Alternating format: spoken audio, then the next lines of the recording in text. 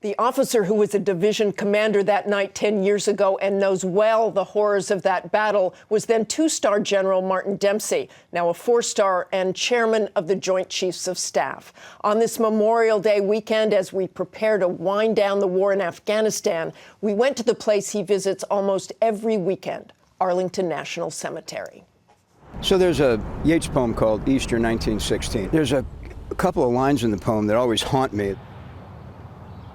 All has changed utterly. A terrible beauty is born. This is a place of terrible beauty, isn't it? You know the sacrifices made, the suffering that still goes on with families, and that's incredible. It's just terrible.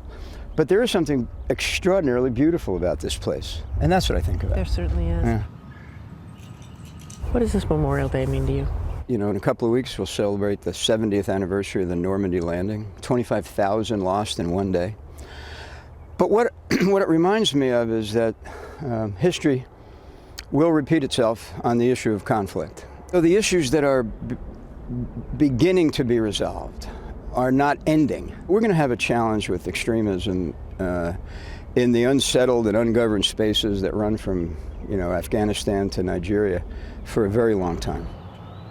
I would be remiss if I did not ask you about the current problems in the Veterans Administration. Mm-hmm. Well, it is outrageous if the allegations actually are documented and proven, and I suspect some of them will be. They've got to be held accountable. I think that Rick Shinseki has made it very clear that they will be held accountable. And then, including him, if yeah, to that. Of course. I mean, at some point, the chief executive, the chairman, whoever it is, has to take responsibility for the entire organization and its performance. Tell me what you would like Americans to think about this Memorial Day. These are all Americans. Walk around, you're going to find people from every state in the Union and every ethnicity, and we're incredibly diverse, men and women. We're celebrating the sacrifices of them, but them are us, and we got to remember that.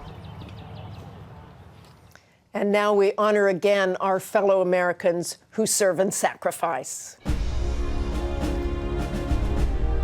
This week, the Pentagon released the name of one soldier killed supporting operations in Afghanistan.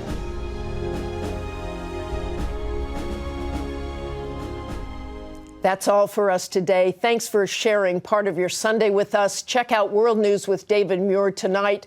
And on this Memorial Day weekend, we leave you back at Arlington National Cemetery. Please remember and reflect. We'll see you next week.